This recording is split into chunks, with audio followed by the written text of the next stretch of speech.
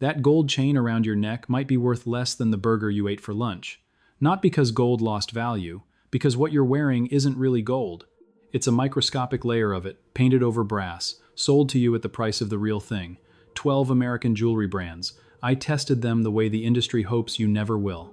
Only 3 came out clean. The other 9 are doing something to your money that should be illegal, and in some cases, technically is. If you already bought from one of these brands, this isn't about shaming you. I was fooled too, years ago, by a velvet box and a confident smile behind a glass counter. The trick works because it's designed to work. The villain here isn't you. It's a markup structure that treats your emotional milestone purchase as a margin opportunity. 2 things I want you to wait for. There's one brand on this list that sells what looks like solid gold for the price of solid gold. The actual metal content would shock a metallurgist. And near the end, I'll give you a single 3-0-second test you can do in any store. With nothing but your phone, it exposes every trick I'm about to describe. Stay for that. It's the most useful thing you'll learn this year about jewelry. Before we touch a single brand, hold this idea in your head. There are only 3 honest categories of gold jewelry. Solid gold, where the entire piece is an alloy of gold throughout. Gold-filled, where a thick layer of real gold is mechanically bonded to a base metal. It must legally be at least 1/20 of the total weight. And gold-plated, where a whisper-thin coating sits on top of cheaper metal and wears off, sometimes in months. Everything else is marketing language designed to make plating sound like something more. Vermeil, gold-bonded, gold-dipped. Heavy gold electroplate. Hold that 3-tier model in your head. Solid, filled, plated. Now watch what the brands do to hide which one they're actually selling you. Start with the mall anchor everyone knows. Their 10-carat chains are technically real gold. That sounds reassuring until you do the math. 10 carat is 41.7% gold. The rest is alloy.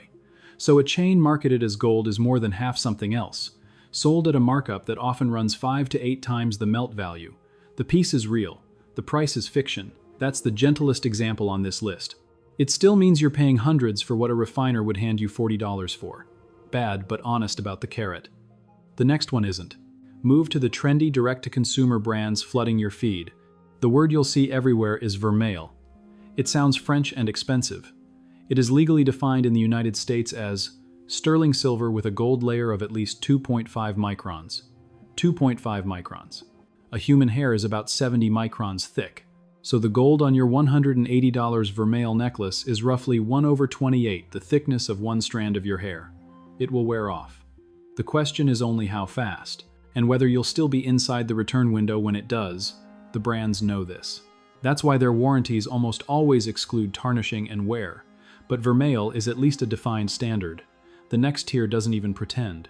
Several Instagram-famous brands use the phrase 18-karat gold-plated, with no thickness disclosure at all. Industry standard flash plating can be as thin as 0.17 microns. At that thickness, the gold layer is measured in atoms, not microns. People on jewelry forums post photos every week of brass showing through after a single summer. The reviews get buried. The brand keeps running ads. The system works. You start to understand why pawnshops laugh when you bring these pieces in. A jeweler in Phoenix told me once, while testing a ring a woman had paid $1,100 for. The entire piece scrapped at about $19. She cried in the parking lot. I remember the exact green of the plastic chairs in that shop.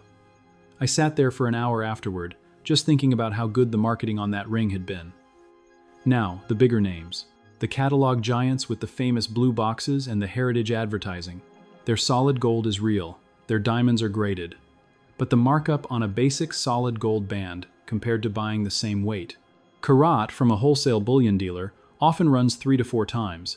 You are paying for the box, the bag, the store. The ad in the magazine your aunt reads. The metal is honest. The price isn't a scam. It's a tax on emotion. Whether you want to pay it is your call, but you should know that's what you're paying for. Then there's the QVC and HSN tier. Those shows sell something called gold bonded or gold layered, terms with no federal definition.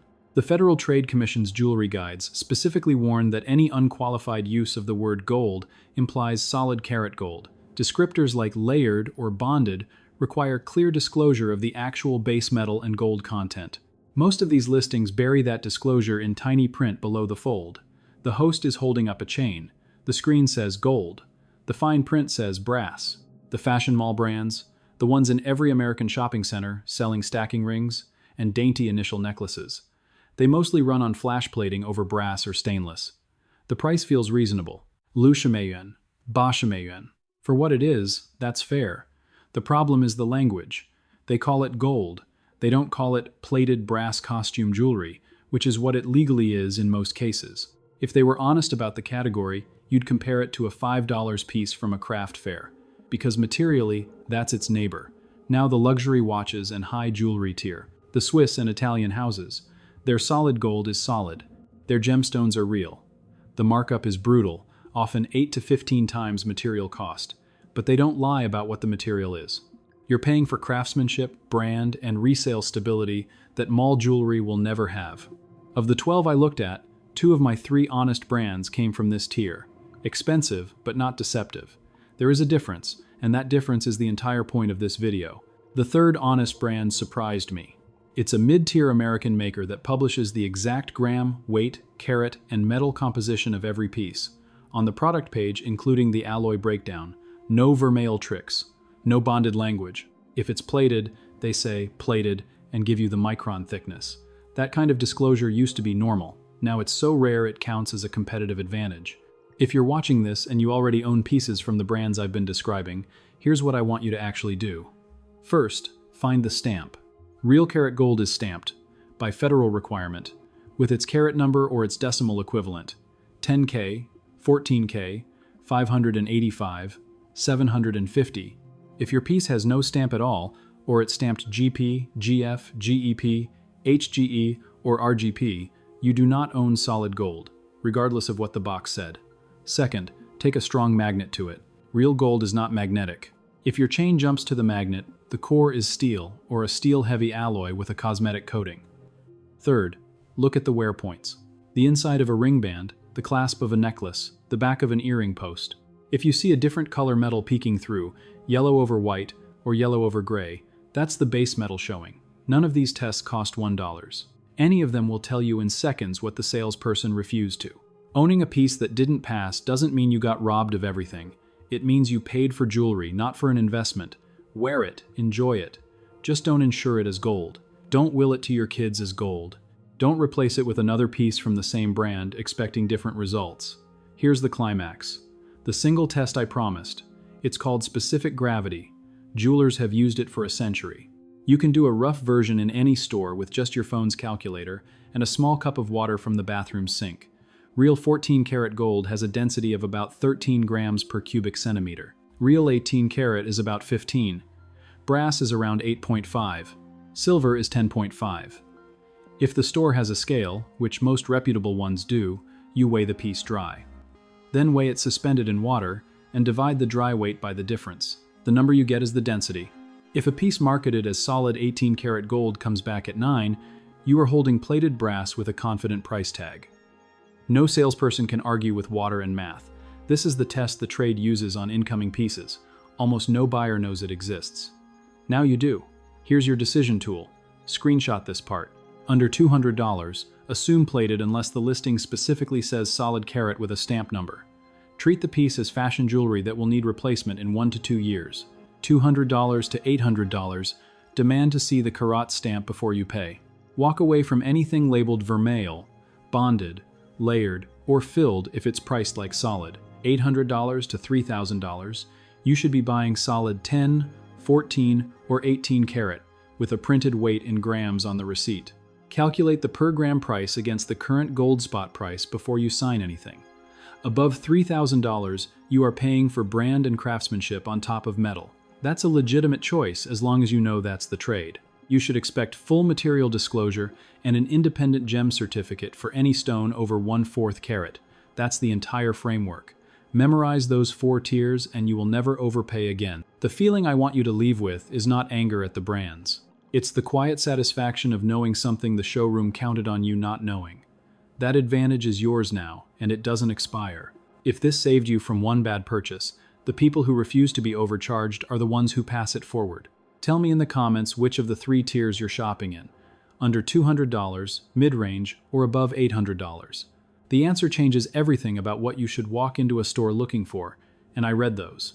If you know someone right now picking out an engagement ring, a graduation gift, an anniversary upgrade, send them this before they sign anything. One link, before the swipe, is the difference between a piece they'll still be proud of in 20 years and a story they don't want to tell.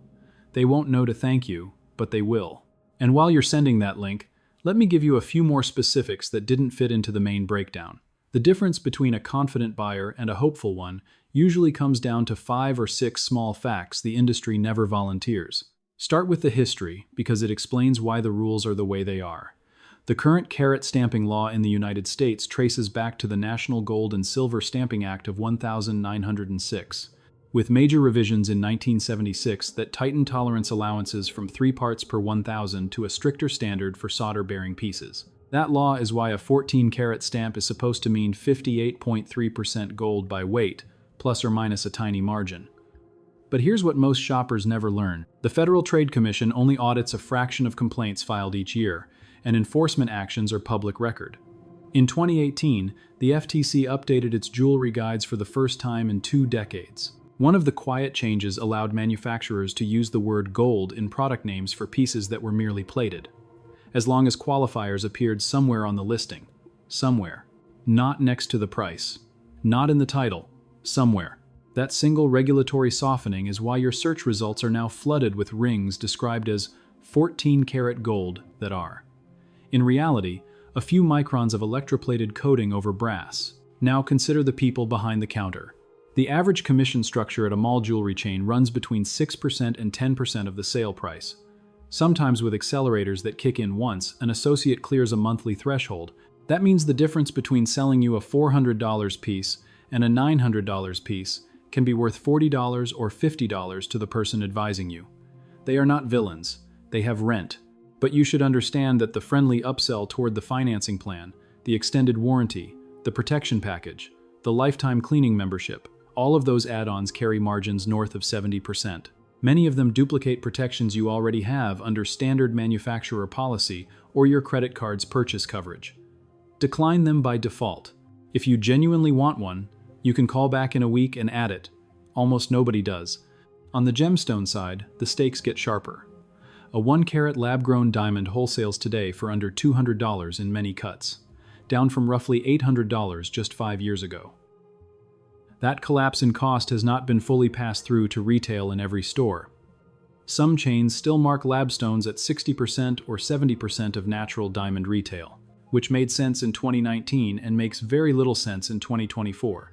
If you are paying more than a 40% discount to the equivalent natural stone, you are subsidizing the retailer's slow inventory turnover, not capturing the real market price. Ask directly. Ask for the wholesale invoice date. A stone that has been sitting in the case since 2021 was bought at a very different cost basis than what it would cost the store to replace today. That gap is negotiable. For colored stones, the disclosure problem is worse, not better. Roughly 90% of sapphires on the market have been heat-treated, which is industry standard and generally accepted. But a smaller and harder to detect percentage have been beryllium diffused, lattice diffused, or fracture filled. Those treatments dramatically reduce long-term value and can be damaged by ordinary jewelry repair heat. A reputable seller will disclose treatment in writing. An average seller will say, "natural sapphire," and let you assume the rest. The word natural, legally, only means the stone came out of the ground rather than a lab. It says nothing about what happened to it afterward in a workshop in Bangkok or Chanthaburi. Keep these facts in your back pocket the next time a salesperson smiles and slides a tray across the velvet. You are not being rude by asking. You are being the customer the honest brands actually want.